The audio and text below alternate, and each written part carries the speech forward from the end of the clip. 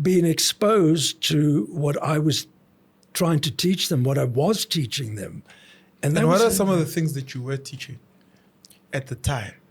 What is the nature of your business? I would teach it. First of all, as I said, Deutsche Welle, and then I worked for BBC as well. I did a similar thing for BBC in Zambia.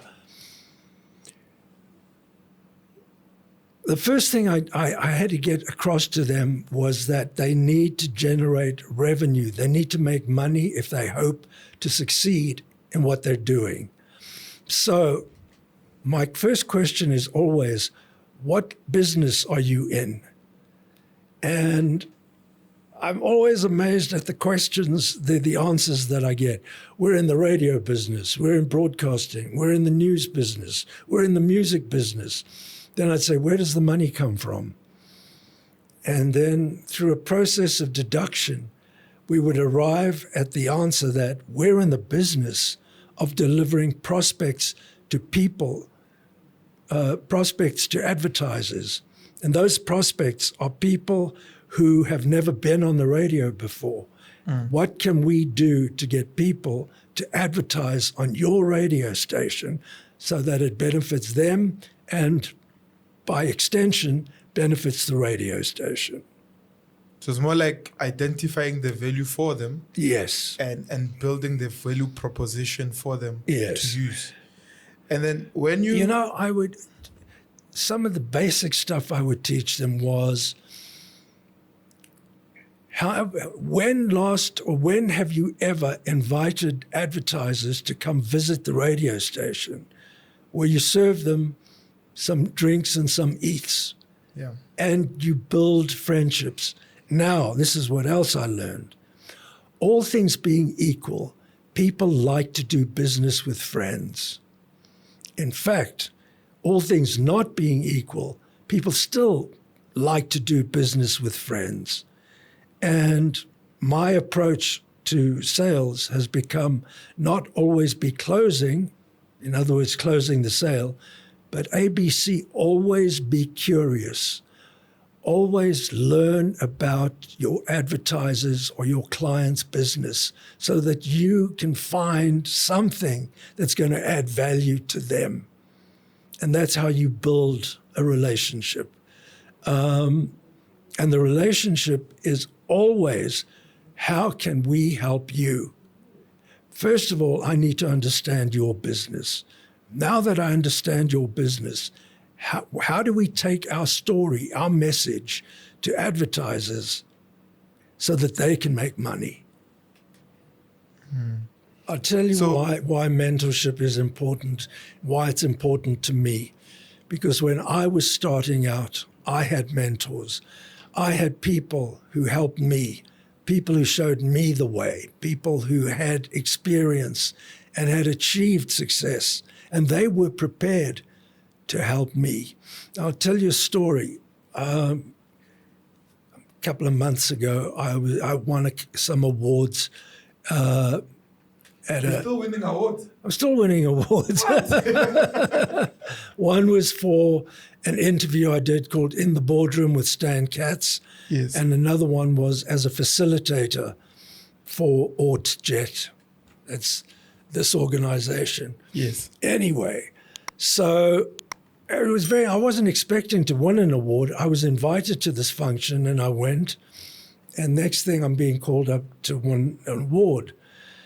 A little while later, as I'm leaving, this young girl comes up to me, Mbali. She says, Mr. Stan, I'm in community radio. I want to get onto a commercial station. Will you mentor me? And my first response was, do I really want to do this? And I said, Mbali, I'm quite busy. I don't know when I'm going to find the time. Then I stopped myself and I said, when I was starting out, I had a few people. I had even people who showed me how to work the controls on the desk in the studio. Yeah. People showed me how to work the microphone. People showed me how what sales in radio, what radio sales was all about. And before I could say, listen, I'm busy and I don't have time, I said, okay, I'll mentor you, but you do as I tell you. And she's so keen. She's based in the Vaal. We do a WhatsApp call once a week. I give her homework. She comes back to me with questions. And one day, I wouldn't be surprised if she doesn't land up running a radio station. And she will remember how I mentored her, how she learned from someone who'd been before. So, as I said when we started, a mentor is someone who has the expertise and the experience and shares that with someone who is starting out. And she is so keen. I give her homework to do. We speak on the phone. She could actually mentor me on digital and social, but it's very important. Yep. I remember when I was, at Swazi Radio, and a guy who had been there he'd been a big radio personality for many years on a number of different stations in South Africa. And here he was on Swazi Radio. And I was in the studio with him, and I said something to him. I was young, I was 23. And he turned to me and he said, listen, sonny boy, I don't have that gleam in my eye anymore. What does that mean? I'm not chasing fame and fortune. I've done it and I don't have that gleam. I'm not looking for more. I said, Barry, so much that's the problem. You've lost that desire to grow, to keep growing. Lost the spark, basically. It lost the spark. Perfectly put. So then tell me, when you look at, you've mentioned that there's a lot of people that have mentored you directly and indirectly in your journey. Yes. And I know that you've worked with some of the country's remarkable, not only the countries, but internationally acclaimed business people. You know, I made it my business to track down the people who I admired. Yeah. I would, even if I had to pay for myself to go overseas, I would track them down and approach them and learn from them. Did you know Nate Cash was Nate Cash before you worked for him? Yes, I did actually.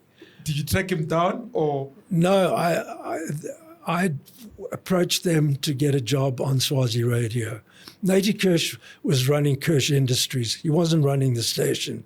Yeah. Izzy Kirsch was running the station. Yeah. So, I knew who the Kirsches were. They were a very famous, very prominent family in South Africa. Of course. Yes. Yeah. And we talk about mentorship, and I think I might have mentioned this. I don't even remember what we covered in our Mention it again. In our first